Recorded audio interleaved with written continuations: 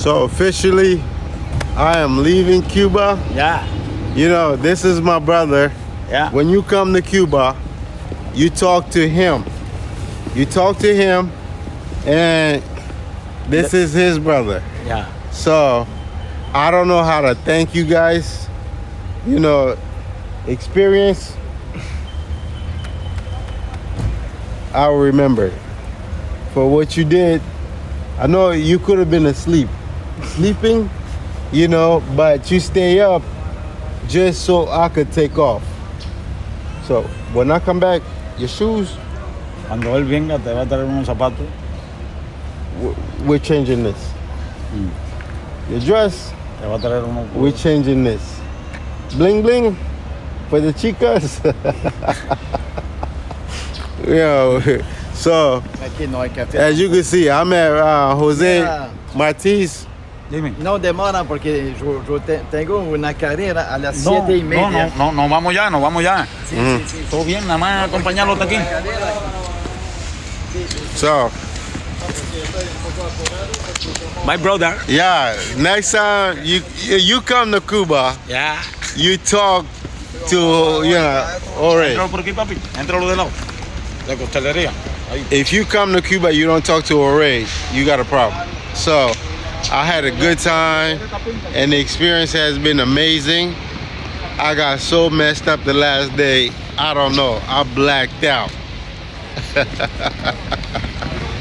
Yeah. So, thank you, Cuba. Thank you, Ore. Yeah. Thank My brother. you. Yeah. My brother. Uh-huh. For me. Right. And thank you, Raul. Yeah. Gracias. Thank you, Sandra. Yeah. Thank you to everybody. Because this is Cuba. When you come to Cuba, you talk to him. Vamos a coger aquí. Yeah. So peace. Let's go. So the ride in the cab was fine. Everything was cool. I caught some air and the sun was out and the sun started processing the chemical that was in my body, but I wasn't fully awake. Now, we get to the airport. We get to Terminal 3, I think. Now, I had to go into to try to catch my flight. You know, we all said goodbye, and then the cab that I came with, they waited till I got inside the airport, and then so they could take off. The thing that ended up happening is, since I was under the influence, I didn't really look at the ticket. So by the time I got into the airport, they took off already. And then I look at the plane ticket. I flew with Southwest. Now, I had to ask him, where is Southwest in Terminal 3? Now, I started looking for Southwest in Terminal 3. It was nowhere to be found. And then I asked one person that spoke English. He was like, because the majority of the people there speak Spanish. You'll find some people who speaks English, but they actually have to work for the airline, or somehow they figure out English, which is, I have to give them, kudos, because learning English coming from Spanish is a very hard task to do. Or coming from English going to Spanish, that's very hard to do because everything is just off balance. Now, if you speak French, you might have a little bit of a foot in the door. But if you haven't spoke French in a long time, you have become more, what's the word for it? Englishized? Is Englishized a word? But you get what I'm saying. You have become more of a English speaker than a French speaker. It becomes harder to reset the dictionary or the motor that's in your head that allowed the language to be processed the way it was processing. So you have to maybe relearn French, or maybe relearn how the structure goes, because French and Spanish, the way they use the sentences is sort of like the same way of using sentences. In English is completely the opposite. So anyhow, I get to the airport and then I started asking questions and then somebody came out. They're like, "Oh no, you're in the wrong terminal." I'm like, "What?" I'm in the wrong terminal. So knowing, here's what I did that was bad. That you shouldn't do. The second thing that I did that you shouldn't do was this.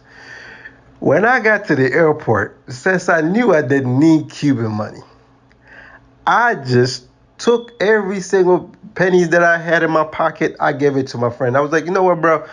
I don't need this. You could keep this. And I gave him the money because I didn't need the pesos. Where am I going to use the peso?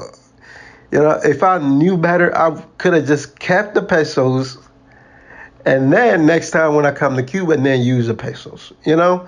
But I was doing the stupid, form of thinking. Well, at that time, I wasn't really thinking because I was under the influence. Even though I got some sun and I drank some coffee, I was still not all right in the head.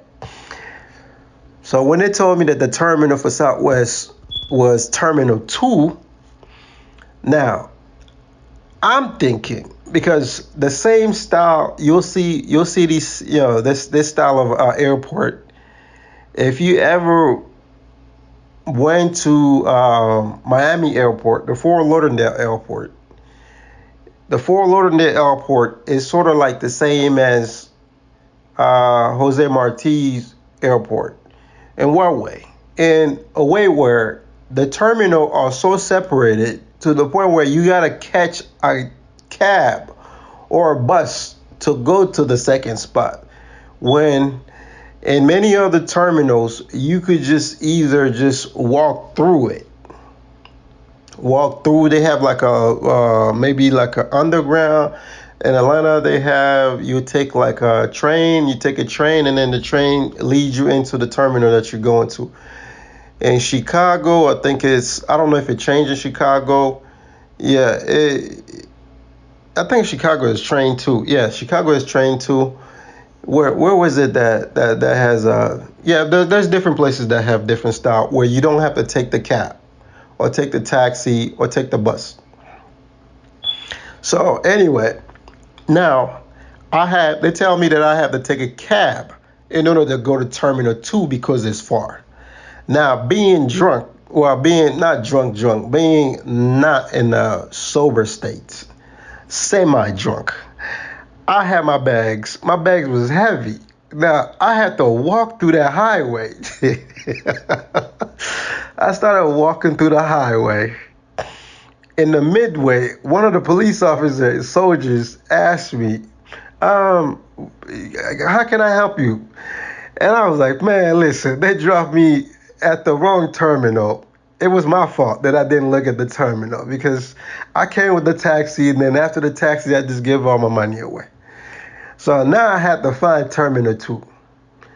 Now the guy looks at me like, "Are you crazy? You walking through Terminal 2?" I said, if I miss the flight, it's okay. But at least if I get there, that's fine with me." I just had faith. It was just faith. I did not know what was gonna happen next. Now as I started rolling, the good thing is my baggage, my luggage just had wheels on it. So my bigger luggage it had wheels on it. The second one, I think it was a duffel bag, and the third one was a book bag. I was there for 2 weeks, so I went with a lot of stuff when I really didn't need all that stuff. I had coats in there because I didn't know it was gonna be cold, and I wasn't sure. I just wanted to make sure in November, if it's cold and I'm in Cuba, I got backup. Even though I'm going there, I did not know what to expect when I get to Cuba. That was the whole plan of the trip. Is just pack your bag, just go to Cuba, stop making excuses. So that's how I found myself with the big bag and a whole lot of things in my luggages. So I started just rolling the luggages, and by the time I'm walking through, I started to sweat in that little small highway that was there. I'm sweating and I'm walking. I'm like, you know what? Let's just keep going. Now, by the grace of whatever spiritual, genius that was just spinning around, there was this Afro-Cuban That was a cab driver. He was driving around. I don't even know where this guy came from. The guy just, he was driving around like, man, let me try to help, see what this guy is on to. Because I think he's walking with the luggages. It looks crazy. So he stopped by. First thing I told him, I'm like, listen, man, I know I'm in Cuba, man. When you run out of money, nobody want to talk to you. So I'm like, I don't have no money. That's the thing. That's first thing first. And I'm trying to get to Terminal 2 and I'm just walking. You know what, man, I wasn't ready for him to say, yes, just hop in. But you know what? He was like, okay, get in. Get in the cab. I was like, what? Get in the cab? Yeah. I put my bag in the trunk, and then I got in the cab, and he dropped me off at Terminal 2. I was so happy. Next thing you know, man, my back was still hurting from the fall that I had in the tub while I was taking the shower from trying to recover. I get to the terminal, Southwest Terminal, and guess what? My flight was delayed. Since my flight was delayed for like 3 hours, my flight was delayed. Because while I was doing the processing, custom processing and everything, I was like, man, I think this flight is already gone, and I'm just gonna have to pay them for extra more money so I could get on to the next flight. And I was trying to figure out where I was, because you can't use your debit card, you can't use your credit card, you can't use anything. So in the back of my mind, I'm going like, where is this money going to come from? Because I cannot process my credit card and I cannot process my debit card. Even to do a transfer, I needed the internet, and the internet, I wasn't even sure if the internet was going to work, allow me to access my bank website. Since my bank is in America, and Cuba in America has, there's like a limits of networking when it comes to transfers, when it comes to the internet, when it comes to a lot of things, because there's control. So I just sat there at the airport. I was like, I just kept asking, I asked them, where is this flight? They're like, oh, the flight is coming. At first I thought, maybe because my Spanish was not good, I thought the flight already took off, but I just kept asking them just to make sure that, I was asking the right question.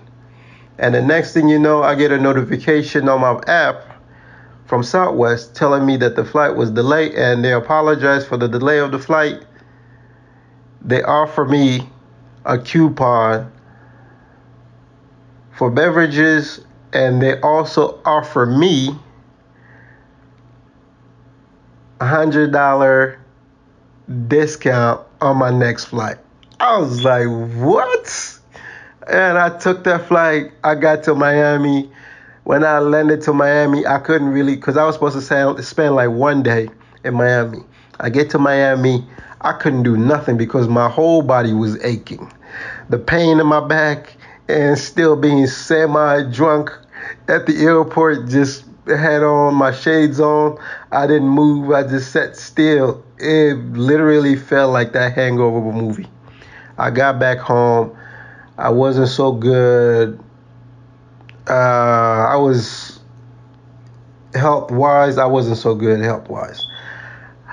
I just laid down, man. I laid down and then took some vitamins. And next thing you know, the next day I was up, and then the day had to get started. That's how I got back from Cuba. Crazy story. But next time I go to Cuba, I am not doing the last day fun activity. No, nothing that involves alcohol. We're not doing that. We're not doing that. We're just going to keep all the fun between the day that I'm in Cuba, not the day that I'm leaving Cuba.